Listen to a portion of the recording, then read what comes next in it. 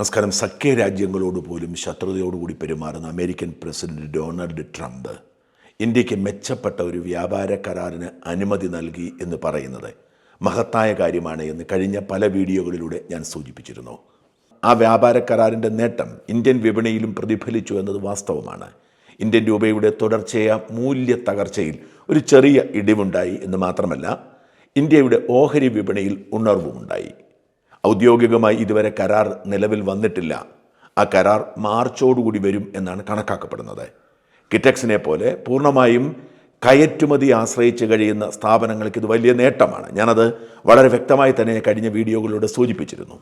മറ്റു രാജ്യങ്ങൾക്കൊക്കെ, നമ്മുടെ കോമ്പറ്റീറ്റീവ് രാജ്യങ്ങൾക്ക്, അത് ജുവലറി, ഗാർമെൻറ്റ്സ്, സമുദ്രോൽപ്പന്നങ്ങൾ, ഈ മൂന്ന് മേഖലയാണ് നമുക്ക് ഏറ്റവും കൂടുതൽ കയറ്റുമതി ഉള്ളത്. ആ കയറ്റുമതി നമ്മൾ നടത്തുമ്പോൾ നമ്മുടെ കോമ്പറ്റീറ്റീവ് രാജ്യങ്ങൾ ഏതൊക്കെയാണോ, പാകിസ്ഥാനെ പോലെ, ബംഗ്ലാദേശിനെ പോലെ, വിയറ്റ്നാമിനെ പോലെ, അവരെക്കാൾ മെച്ചപ്പെട്ട പിഴച്ചുങ്കമാണ് എന്നതുകൊണ്ട് നമുക്ക് വലിയ നേട്ടമുണ്ടായി എന്നതായിരുന്നു ഞാൻ സ്ഥാപിച്ചത്. അങ്ങനെ തന്നെയാണ് ഞാനിപ്പോഴും വിശ്വസിക്കുന്നത്. ഈ വ്യാപാര കരാർ നമുക്ക് നേട്ടമുണ്ടാക്കും. അതേസമയം തന്നെ 500 ബില്യൺ സാധനങ്ങളുടെ ഉൽപ്പന്നങ്ങൾ ഇന്ത്യ നിർബന്ധമായും വരുന്ന 5 വർഷം കൊണ്ട് ഇറക്കുമതി ചെയ്യണം എന്ന് ഇതിൽ പറയുന്നുണ്ട്. അത് എത്രമാത്രം പ്രാവർത്തികമാകും എന്ന കാര്യത്തിൽ ഇപ്പോഴും എനിക്ക് ആശങ്കയുണ്ട്. കാരണം ഒരു ഉൽപ്പന്നം ഇറക്കുമതി ചെയ്യണമോ വേണ്ടയോ എന്ന് നമ്മൾ തീരുമാനിക്കുന്നത് ആ ഉൽപ്പന്നം നമുക്ക് ആവശ്യമാവുകയും അത് ഏറ്റവും കുറഞ്ഞ നിരക്കിൽ നമുക്ക് ലഭിക്കുകയും ചെയ്യുമ്പോഴാണ്. എന്നാൽ അതിന് തടസ്സം വയ്ക്കുന്ന തരത്തിൽ നിബന്ധനകളുണ്ടോ എന്നറിയണമെങ്കിൽ അത് മാർച്ചിൽ കരാറിൻ്റെ വിശദാംശങ്ങൾ പുറത്തു വരുമ്പോൾ മാത്രമേ മനസ്സിലാക്കാൻ കഴിയൂ. എണ്ണയുമായി ബന്ധപ്പെട്ട ഇടപാടിൽ അത്തരമൊരു കുരുക്കുണ്ടോ എന്ന സംശയം ഇല്ലാഴുകയില്ല. കാരണം റഷ്യയും നമ്മളും തമ്മിലുള്ള എണ്ണ വ്യാപാര കരാറിൽ നമുക്ക് വലിയ ലാഭമുണ്ടായിരുന്നു. നമ്മളൊരു 50-60 ബില്യൺ ഡോളറിൻ്റെ എണ്ണയാണ് റഷ്യയിൽ നിന്ന് ഇറക്കുമതി ചെയ്തിരുന്നത്. നേരത്തെ റഷ്യ നമ്മുടെ ഒരു പ്രധാന മാർക്കറ്റ് ആയിരുന്നില്ല. എന്നാൽ റഷ്യയും യുക്രൈനും തമ്മിൽ യുദ്ധം ചെയ്തപ്പോൾ, റഷ്യയ്ക്ക് വിലക്കുണ്ടായപ്പോൾ നമ്മൾ ആ അവസരം മുതലെടുത്ത്. അന്നും നമുക്കെതിരെ ഭീഷണി ഉണ്ടായിരുന്നു. അമേരിക്കൻ പ്രസിഡൻ്റൊക്കെ പറഞ്ഞിരുന്നു, പക്ഷെ നമ്മളത് ഗവനിച്ചില്ല. അങ്ങനെ നമ്മൾ റഷ്യയുമായി എണ്ണ വ്യാപാരത്തിൽ ഏർപ്പെടുന്നതിനിടയിൽ അമേരിക്ക അത് നിർത്തുകയും ഇറാനുമായുള്ള എണ്ണ വ്യാപാരം നിർത്തണമെന്ന് പറയുകയും അമേരിക്കയുടെ എണ്ണ എടുക്കണമെന്ന് പറയുകയും ചെയ്താൽ നമ്മുടെ എണ്ണ വിലയിൽ വർധനയുണ്ടാവും എന്ന് തീർച്ചയാണ്.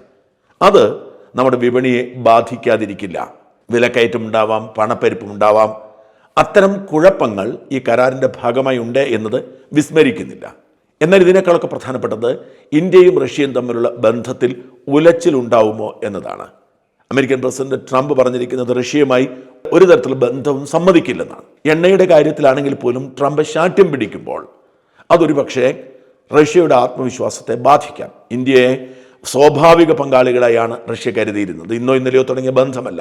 സ്വാതന്ത്ര്യാനന്തരം മുതൽ ഇന്ത്യയും റഷ്യയും തമ്മിൽ ആത്മബന്ധമാണ്. ചേരിചേരാ നയം എന്ന് നമ്മൾ പ്രഖ്യാപിക്കുമ്പോഴും അതിൻ്റെ നേതാവായി നെഹ്റു ഉയർന്നു നിന്നപ്പോഴും നമ്മൾ റഷ്യൻ പക്ഷത്തായിരുന്നു. ആ ബന്ധം സോവിയറ്റ് യൂണിയൻ തകർന്നിട്ടും തുടരുകയാണ്.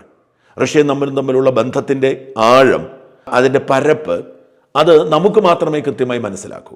പ്രത്യേകിച്ച് പ്രതിരോധ മേഖലയിൽ ഇന്ത്യയുടെ പ്രതിരോധ സംവിധാനമൊക്കെ പൂർണ്ണമായും ആശ്രയിക്കുന്നത് റഷ്യയാണ് എന്ന് പറയേണ്ടിയിരിക്കുന്നു. നമ്മൾ ഇറ്റലിയിൽ നിന്നും ഫ്രാൻസിൽ നിന്നും അമേരിക്കയിൽ നിന്നുമൊക്കെ ആയുധങ്ങൾ വാങ്ങാറുണ്ടെങ്കിലും, റഫേൽ വിമാനങ്ങൾ നമ്മുടെ പ്രതിരോധത്തിൻ്റെ കരുത്താണെങ്കിലും, നമ്മുടെ അടിസ്ഥാനപരമായ പ്രതിരോധ കരുത്ത് റഷ്യയാണ്.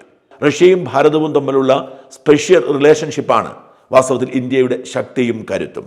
അത് നഷ്ടപ്പെടുമോ എന്ന ആശങ്ക ചില കോണുകളിൽ ഉയർന്നു വരുന്നുണ്ട്. പ്രത്യേകിച്ച് ട്രംപ് പറയുന്നു, ഇന്ത്യയും റഷ്യയും തമ്മിലുള്ള ഇടപാടുകൾ മോണിറ്റർ ചെയ്യാൻ അവർ ഒരു കമ്മിറ്റിയെ നിയോഗിക്കും.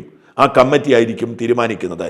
റഷ്യയും ഇന്ത്യയും തമ്മിൽ എന്തെങ്കിലും ഇടപാടിന് ശ്രമിച്ചാൽ ഇന്ത്യയുടെ മേലുള്ള തീരുവ വീണ്ടും കൂട്ടുമെന്ന്.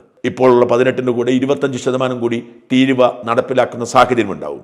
വ്യാപാര കരാറിൽ ഒപ്പുവെച്ചതിന് ശേഷം അത്തരമൊരു രാഷ്ട്രീയ സാഹചര്യം രൂപപ്പെട്ടാൽ അത് ഇന്ത്യക്ക് വലിയ തിരിച്ചടിയാവും.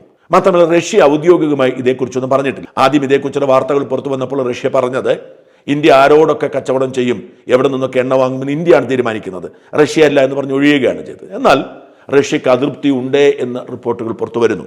പരസ്യമായി ഇന്ത്യയെ തള്ളി ഒന്നും പറഞ്ഞിട്ടില്ലെങ്കിലും റഷ്യയ്ക്ക് അതൃപ്തിയുണ്ട്.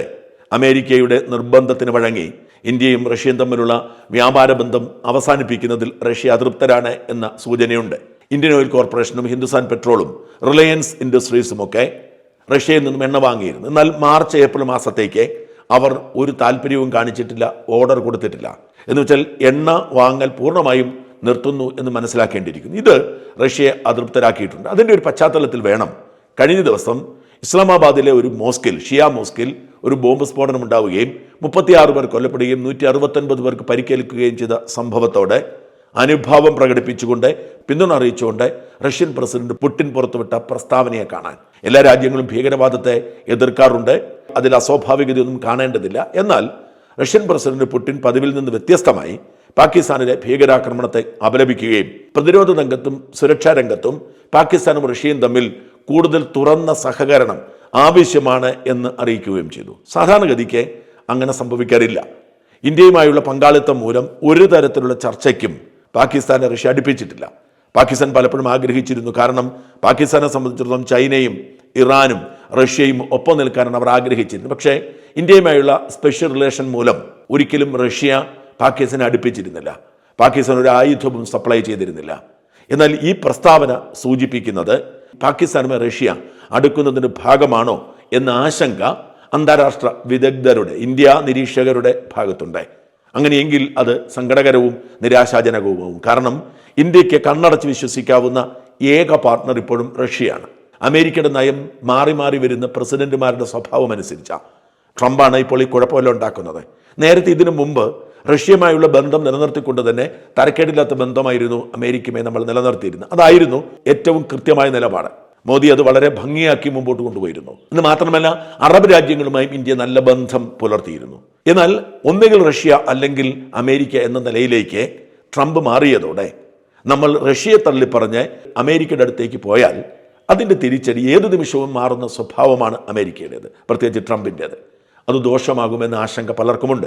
റഷ്യയും പാകിസ്ഥാനും തമ്മിൽ സൈനിക സഹകരണത്തിന് ശ്രമിച്ചാൽ ഇന്ത്യൻ പ്രതിരോധ സംവിധാനം മുഴുവൻ ആശങ്കയിലാവും. കാരണം ഇന്ത്യയുടെ വ്യോമ പ്രതിരോധ സംവിധാനമായ S-400 അത് റഷ്യൻ നിർമ്മിതമാണ്.